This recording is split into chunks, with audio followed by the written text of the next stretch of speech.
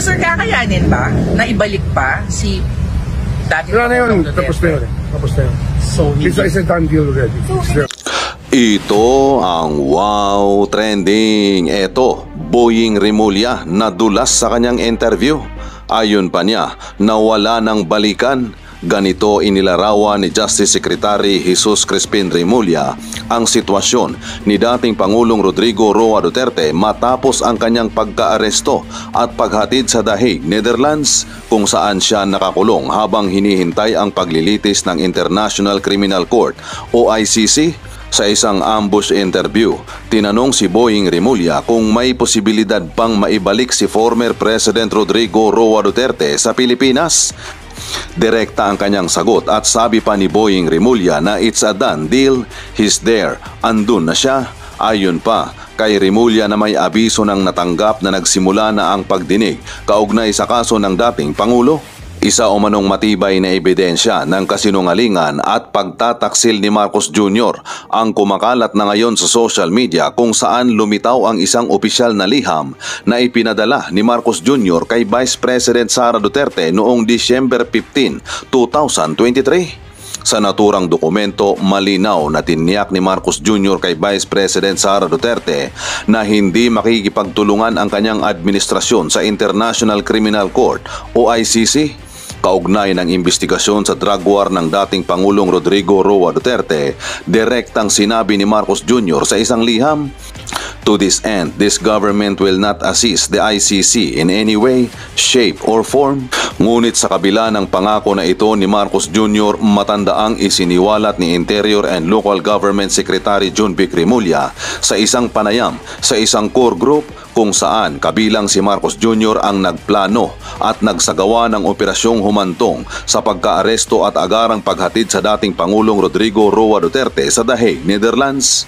Bukod dito, inamin din mismo ni Rimulya na ang eroplano na nagdala kay Duterte sa ICC ay inarkila ng opisina ng Presidente, isang matibay na ebidensya na salungat sa pahayag ni Marcos Jr. na hindi tayo tumutulong sa investigasyon ng ICC, we didn't help them in any way. Dahil sa revelasyon na ito, maraming mga Pilipino ang nagpahayag ng kanilang galit sa pagkadismaya. Ayon sa kanila na ito ay isang tahasang pagtataksil, hindi lamang kay Vice President Sara Duterte kundi pati na rin sa milyong-milyong Pilipino na patuloy na sumusuporta sa dating Pangulong Rodrigo Roa Duterte. Sa harap ng lumalalang tensyon sa pagitan ng dalawang pinakamataas na opisyalis ng bansa, isang tanong ang bumabagabag sa taong bayan. Kung kaya ni Marcos Jr. na ipagkanulo si Vice President Sara Duterte at ipadala ang kanyang ama na kinikilalang pinakapopular na Pangulo sa kasaysayan ng Pilipinas patungo sa isang dayuhang hukuman, ano pa kaya ang iba niyang kayang gawin? Dito sa lumalakas na pangingialam at mga maniobrang nakikita ng mga makakaliwang grupo, which tinatawag ko na mga urban operatives ng Communist Terrorist Group ng CPP, NPA, NDF. So dalawang topic pong pinag-usapan namin sa Bombo Radio at tinanong din sa akin sa panghuli kung bakit ang tinatawag na 30,000 victims daw ng mga namatay sa war against drugs na inilunsad ni Pangulong Duterte, 43 lang ang may documentation. Paano yon? Saan ang galing ang datos ng 30,000 ang mga pinatay ni Pangulong Duterte daw?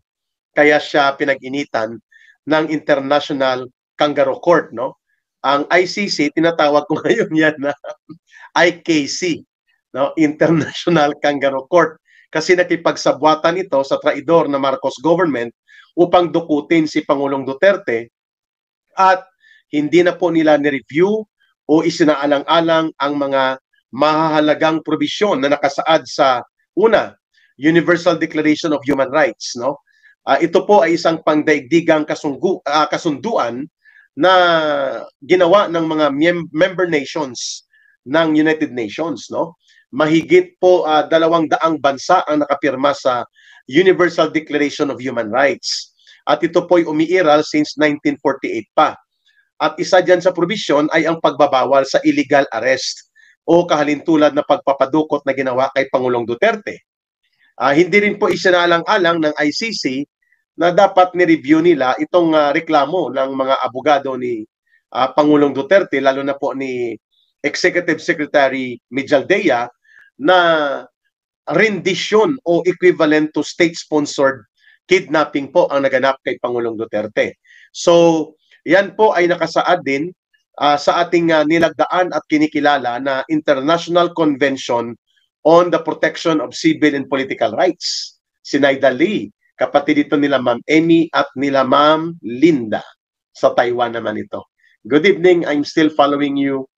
Thank you Ma'am Seni and Floro Fernandez and Ludim Kalipon Bacolod and Francisco Libres.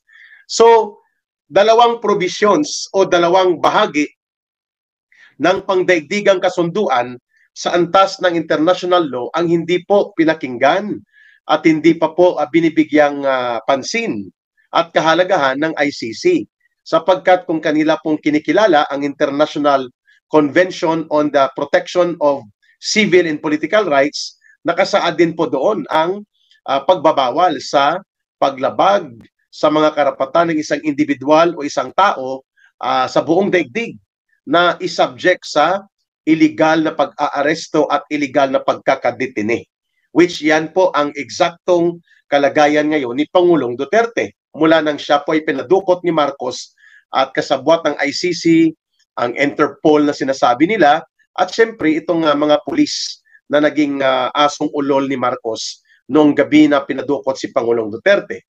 Maliban sa International Convention on the Protection of Civil and Political Rights ng mamamayan sa buong daigdig, ay ang Universal Declaration of Human Rights, nandun din po ang probisyon na ipinagbabawal po ang lahat ng ginawa nila Torre sa utos ni Marcos at ng kanyang mga alipores na hindi po napagbigyan si Pangulong Duterte ng formal at valid presentation sa local jurisdictional court sa Pilipinas, sa minimum po sa Pasay Regional Trial Court kung saan naroroon ang Villamor Air Base, kung saan una pong naharang at na illegally detained si Pangulong Duterte. Hindi po siya piniresenta na dokumento at natingnan at na interact ng isang hukom sa jurisdiction ng local court ng Pilipinas. Yan po nakasaad din yan sa Rome Statute.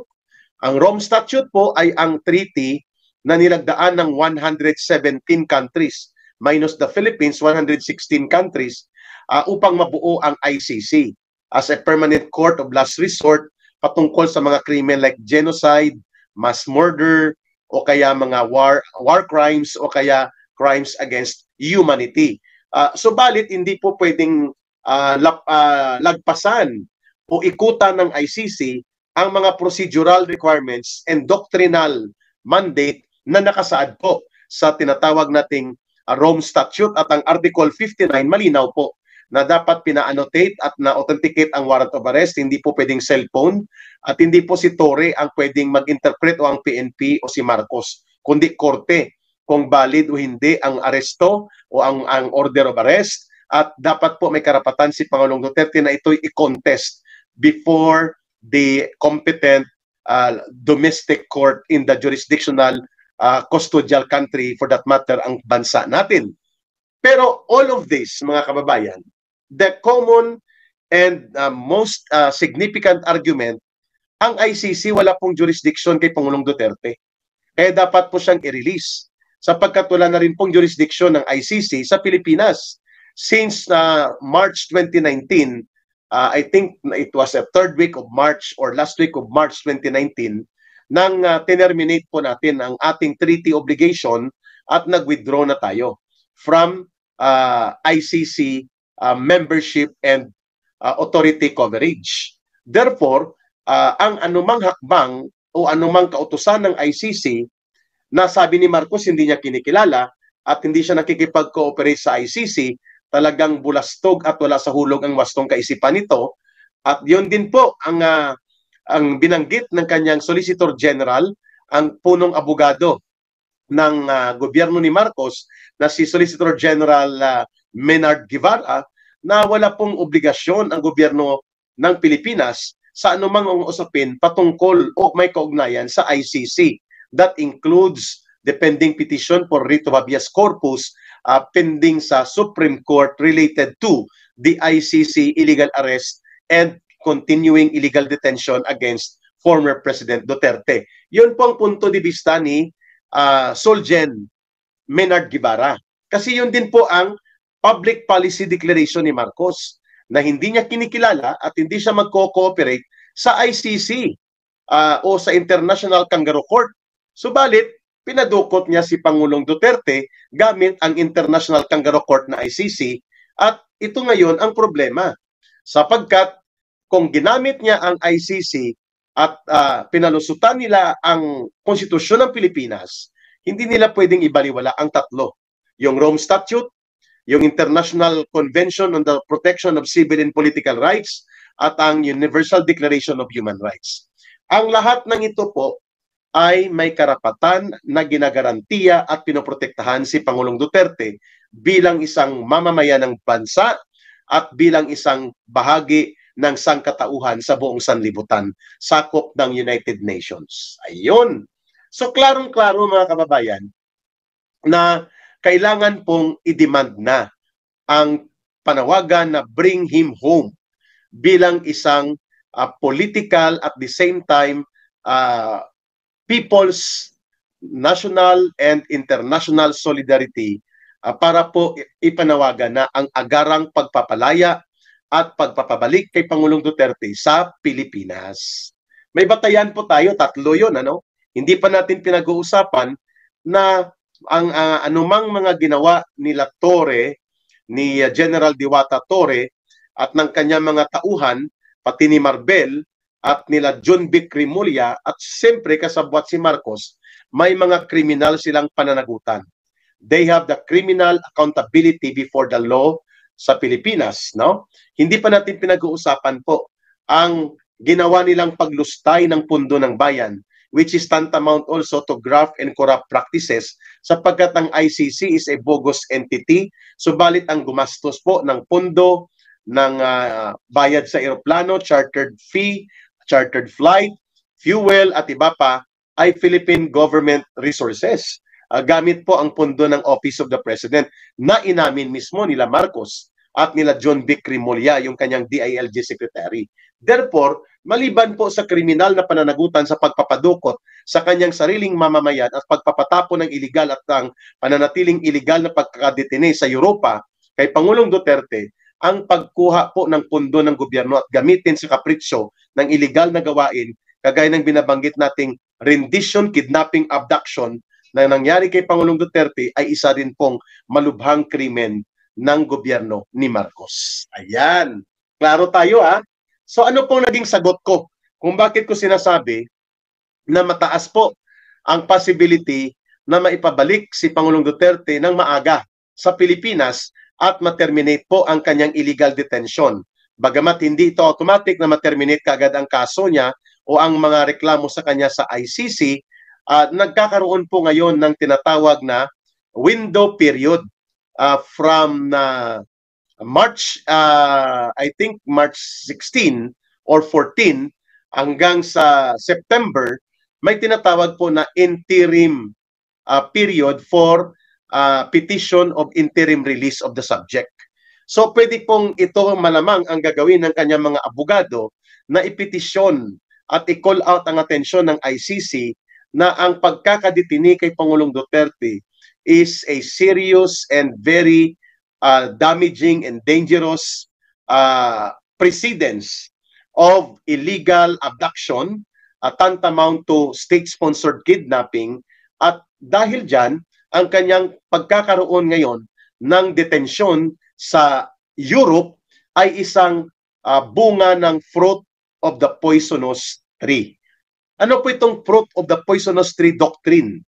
Sa mga batas po na kagaya ng kinikilala sa international law, hindi po pwede na ikaw o ang isang estado o isang instrumentalidad like ICC o anumang gobyerno ay gagawa po ng hakbang ng pagdukot o tinatawag na extraordinary rendition equivalent to kidnapping o kaya magnakaw ng ebidensya and then i-present mo sa prosecution o sa isang kaso.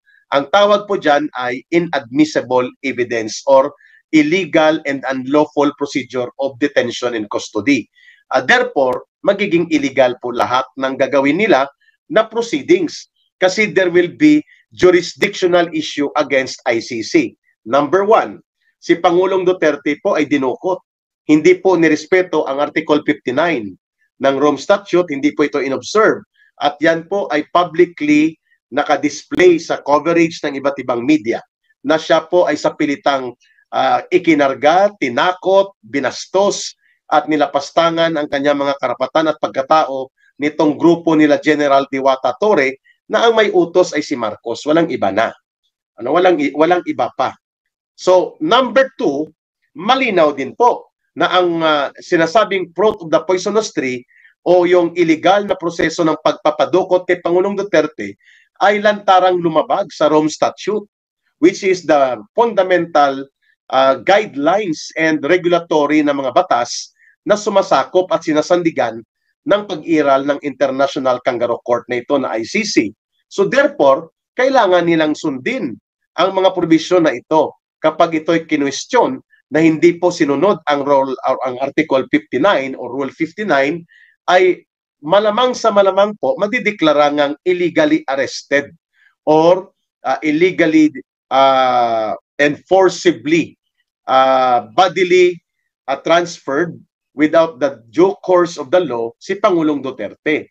Therefore, it follows illegal ang pagkakadetini sa kanya.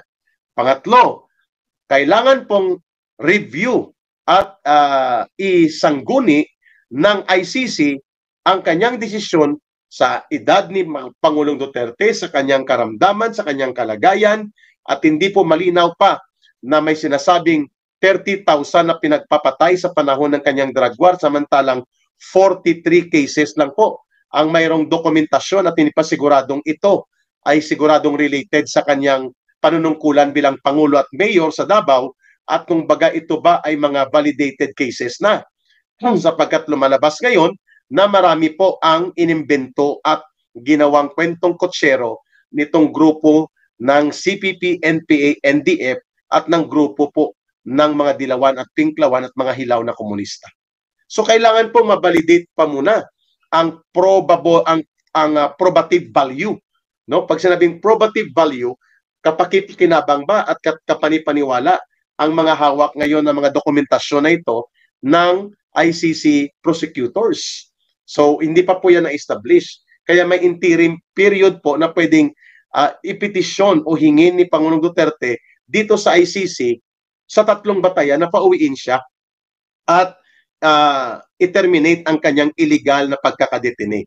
Number 1, ang ICC ay walang jurisdiction sa ngayon sa kanya. At sapagkat ito ay isang usapin ng doctrinal and jurisdictional dahil wala na pong ICC ng anumang treaty authority at wala tayong treaty obligation sa kanila since March 2019. Number 2 po, may mga iskandalusong paglabag sa mga internasyonal na batas at kasunduan na dapat i-consider sapagkat ito ay magiging kalunos-lunos at delikadong mga batayan na pwedeng gamitin muli sa pagpapadukot ng iba pang mga political figures and mga tinatarget ng gobyerno mapang-abuso sa kanilang bayan o sa kanilang mamamayan. The way Marcos did abuse such kind of opportunity na sakyan itong ICC na mga kaso ng Pangulong Duterte without observing ang dalawang mahalagang konbensyon na ito at kasunduan na kinikilala at pinipirmahan ng mga bansa sa UN including ang Pilipinas. I'm talking about the Universal Declaration of Human Rights at ang International Convention on the Protection of Civil and Political Rights. So yung lahat ng ito po, alam natin na kayang i-argue, kaya pong i-present ito ng mga abogadong magagaling at matatalino ni Pangulong Duterte. So it's a matter of time kung gaano kabilis at gaano ka-urgent din po magkaroon ng importansya ang ICC panel of judges na ito'y madaliin at bigyan po nila ng atensyon na wag nang antayin pa ang September. So ito po ang ating nakikitang possibility of early release para kay Pangulong Rodrigo Duterte. Ayan. Okay, mga kababayan, nandyan pa po ba kayo, Narina Marin? At least, ang itanong mo paano kung biktima ng mga adik ang simpatya mo.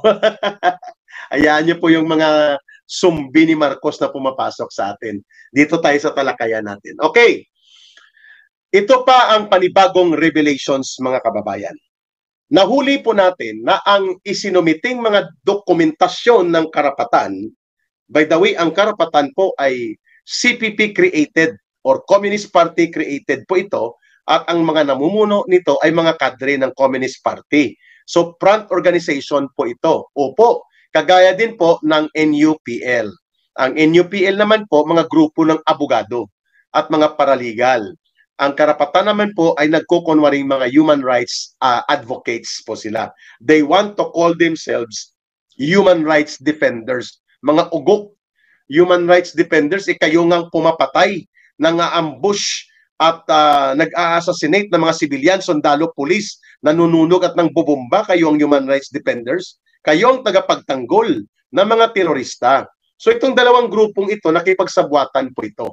Noong 2017, upang mabuo, kasama po ang Bayad Muna, yung si Lula Franz Castro na naggagalit-galitan siya dahil mag-apply ng political asylum status si former Secretary Harry Roque, no, sa Netherlands. So anong paki mo? Ikaw nga, convicted criminal ka eh. Sa Regional Trial Court ng Davao del Norte, nagkakaroon ka pa ng lakas ng loob at kapal ng mukha na mga kampanya sa pagkasenador at komentaryo ka sa mga isyong ito, hindi ka pa nga nakukulong kasama ni Sator Ocampo, samantalang convicted kayo sa kasong child abuse, no? That will be another issue, no? Pupuntahan natin yan, no, mga kababayan. Katahom sa presentation mo, damo gikos ang natunan. Thank you, Heber Bacolod, sa iyong appreciation. So klaro tayo, ha? The process of abduction equivalent to state-sponsored kidnapping, which is technically extraordinary rendition, hindi po yan pinapayagan sa Rome Statute, sa Human Rights Declaration ng United Nations, sa Convention on Civil and Political Rights. Ito po yung mga illegal, including sa Rules of Court ng ICC. So ibig sabihin po, napakalakas ng pagkakataon at napakabigat ng possibility po na pwedeng manalo ang petisyon for immediate grant of interim release prior to determination of case confirmation and proceeding of trial against Pangulong Duterte. So kahit wala pa po yun, pwede na po siyang maiparelease sa pagtingin natin. Basta mag-convene ASAP, no, with urgency, sapagkat ang pinag-uusapan dito ay mag-convene ang mga judges nito. Ang pinag-uusapan po ay ang karapatan sa kalayaan bilang tao ni Pangulong Duterte. Okay, mali din po at baluktot ang sinasabi ni DOJ Secretary Boying Rimulya na malabong makabalik si Pangulong Duterte sa Pilipinas. Bakit? Nawala na ba ang entitlement ni Pangulong Duterte at ang kanyang pribilehiyo at karapatan bilang kilalanin siya bilang isang mamamayan ng ating bansa? Was or is the citizenship of Rodrigo Duterte being canceled? Korte lang po ang pwedeng gumawa niyan, mga kababayan. May hearing po yan, hindi yan pwede executive action ng bahagi ni Marcos o ng mga gabinete niya. So, bakit sinasabi ni Secretary Boying Rimulya na malabong makakabalik pa si Pangulong Duterte kaagad sa Pilipinas? Akala ko ayaw nyo mag-cooperate. Pero ginastusan nyo ang chartered flight by the more than, ang estimated, mga 300 million ang ginastos nila Marcos or kalahating bilyon pa upang ipadukot at ipatapon sa Netherlands si Pangulong Duterte. Ano? Merna Chiba, watching from Tokyo. Patagal na po kung nanonood sa inyo, ka Eric, noon pa sa Presidente Duterte hanggang ngayon. Thank you po. Good evening, ka Eric. Tanong ko lang, pag di po member ng ICC o ng Interpol ang isang bansa, democratic kaya po nila pakialaman ang mga kaso natin? Hindi po. Ang Interpol, coordinative and recommendatory po, hindi siya enforcement. So kung mayroon pong mga nakikita ang Interpol na mga koordinasyon para sa border coordination and cooperation of law enforcement, magko-coordinate pa rin po siya sa domestic authority ng isang bansa, sa gobyerno. Hindi siya pwedeng mangialam ng direkta. At rekomendasyon po ang kanyang aksyon. So mali pong binabanggit ni Marcos Jr. na kung hindi daw natin binigyan ng cooperation support ang Interpol, ay hindi na po tayo makakakuha ng karagdagang support o kaakibat na kooperasyon sa kanila sakaling may hinahabol tayong mga kriminal din na nandun sa ibang bansa. Wrong. The Interpol doctrine and operational conduct is one of coordinative, one of conferential, and one of recommendatory. Hindi po ito isang super enforcement body. Ito po ay nagko-koordinahan lang kayo. So pwede pong sabihin talaga ng Pilipinas, pasensya na kayo Interpol, hindi namin kikilalanin.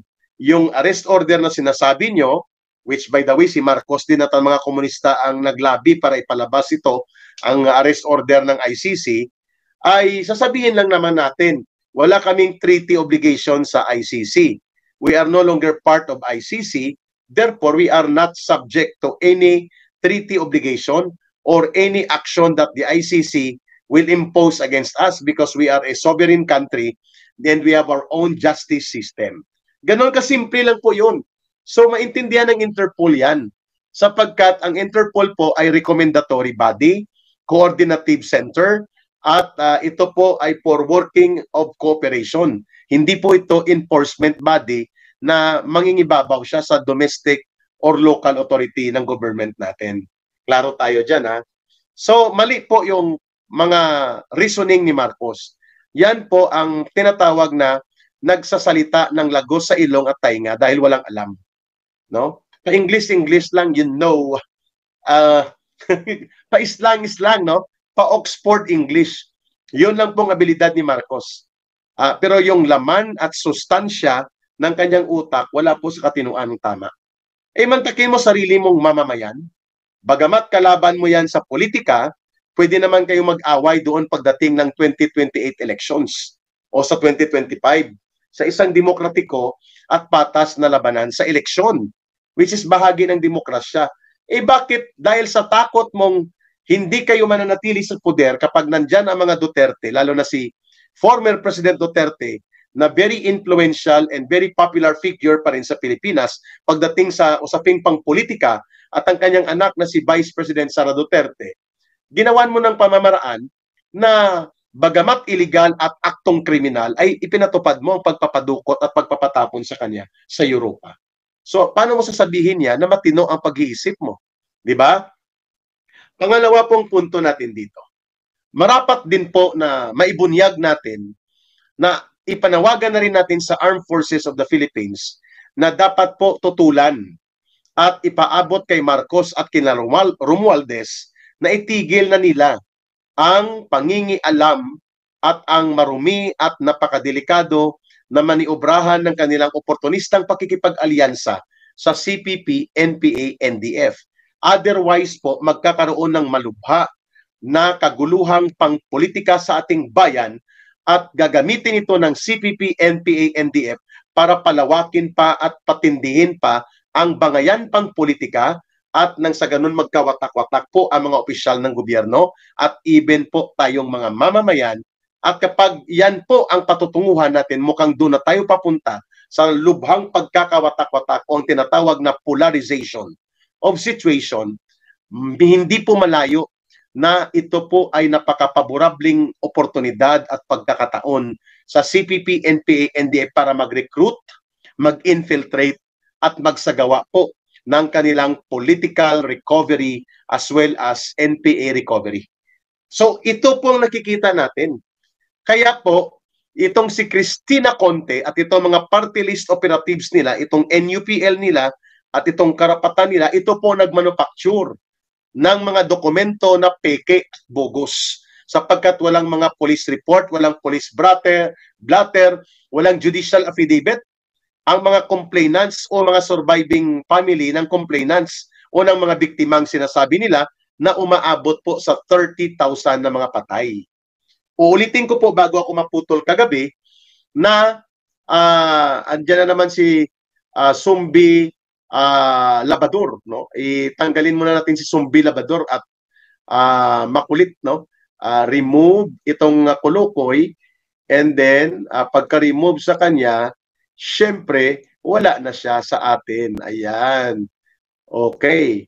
Hayaan nyo na po, at ang Sumbi ay walang kaluluwa at walang utak, kaya Sumbi ang tawag. Di ba? Okay. Oh, ayan. Ayan. Okay. So wala na po si Labador, no? Hindi na siya makapag-comment, no? Next, bukas na naman siya mag-comment ulit ng kanyang mga pananabutay. Pero walang effect sa atin 'yon. Pangatlong punto natin sa bakit nagla-live tayo ngayon. Ang CPP, NPA, NDF po ang naglabi. Pinunduhan po sila nila Marcos upang mag-operate sa ICC na mapabilis at itulak po ang pagpapalabas ng arrest order.